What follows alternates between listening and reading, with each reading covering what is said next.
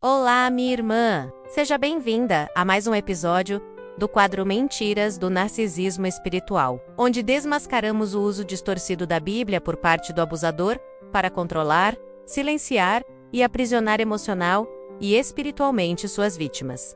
Homens abusivos, que se escondem atrás de um verniz espiritual para manipular e destruir emocionalmente suas esposas. Hoje vamos falar sobre uma mentira cruel que tem mantido muitas mulheres presas em relacionamentos destrutivos. Deus odeia o divórcio, então você é proibida de se separar. Essa frase, usada fora do seu contexto, tem levado muitas mulheres a permanecerem em relacionamentos de abuso severo, acreditando que agradar a Deus significa se sacrificar num lar onde sua dignidade, segurança e saúde mental estão sendo destruídas. Esse tema também aparece no quadro Verdade que Liberta, mas lá o foco está na mentira emocional que o narcisista implanta para prender a mulher. Aqui, o foco é como ele distorce a palavra de Deus para isso.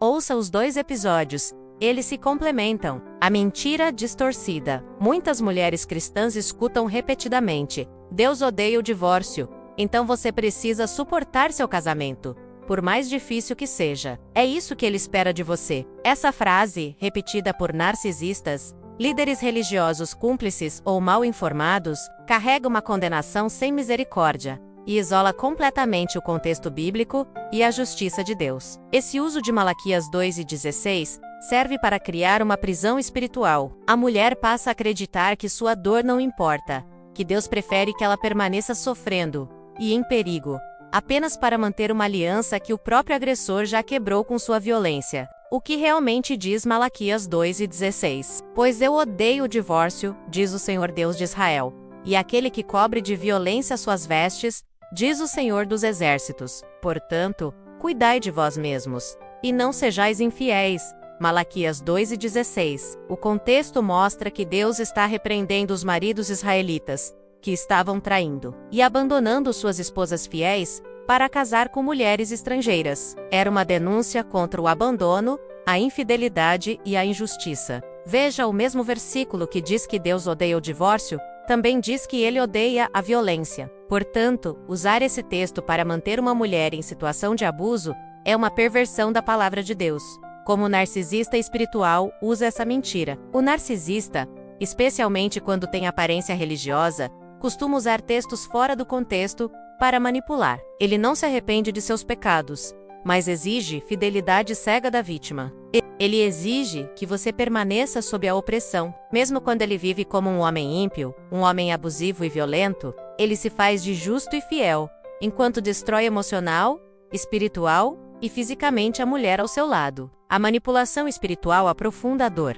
Ela se sente não apenas abandonada, mas também culpada diante de Deus. O narcisista espiritual usa essa passagem como uma tática de manipulação moral. Ele desvia o foco dos seus próprios pecados e faz com que a vítima se sinta a rebelde, a pecadora. Ele diz: se você se separar, estará desobedecendo a Deus, mas esconde o fato de que ele já quebrou a aliança com suas atitudes. Essa chantagem espiritual e distorção gera culpa espiritual falsa. A mulher acredita que está pecando só por desejar se proteger. Confusão doutrinária. Ela não sabe mais diferenciar submissão de escravidão.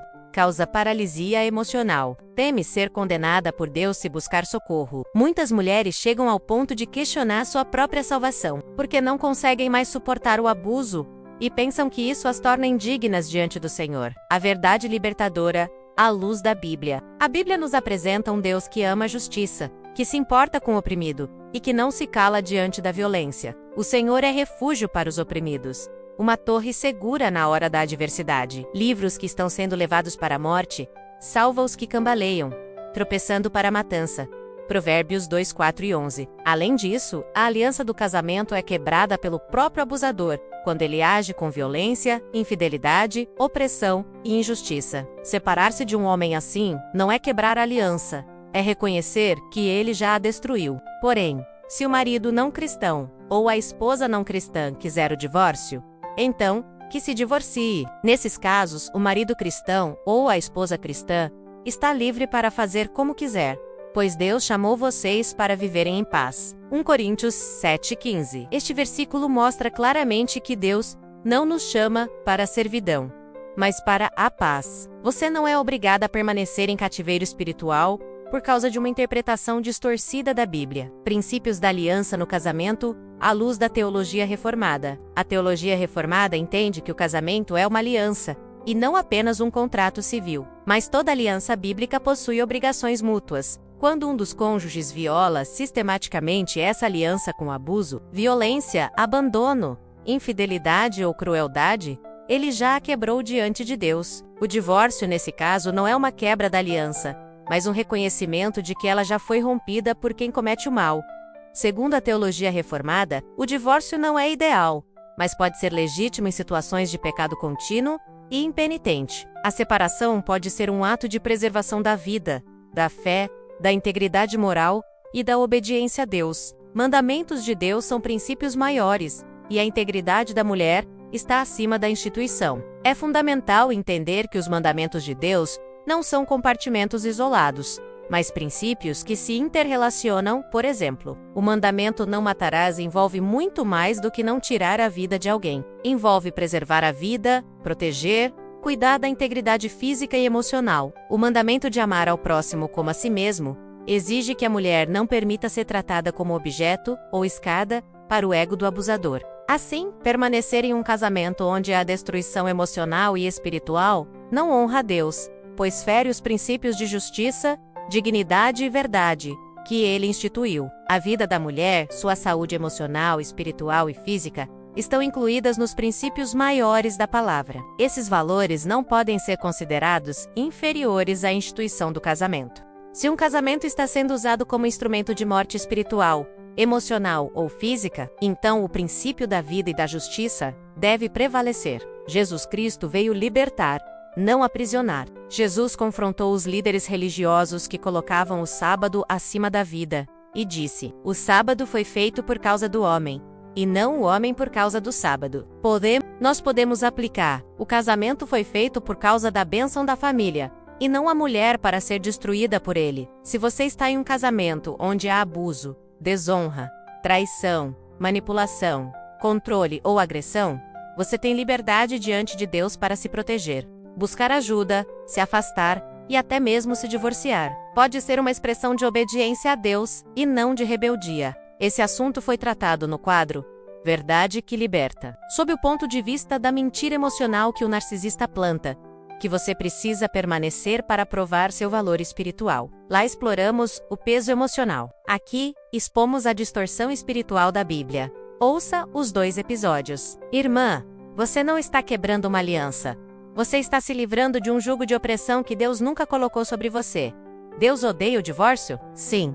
Como odeia a violência, a traição e o abuso. Mas Ele ama a justiça, ama a vida, ama você. Não permita que a Bíblia seja usada como corrente para manter você aprisionada. Cristo morreu para nos libertar da escravidão do pecado, inclusive do pecado de outros, que tentam nos aprisionar com culpa falsa.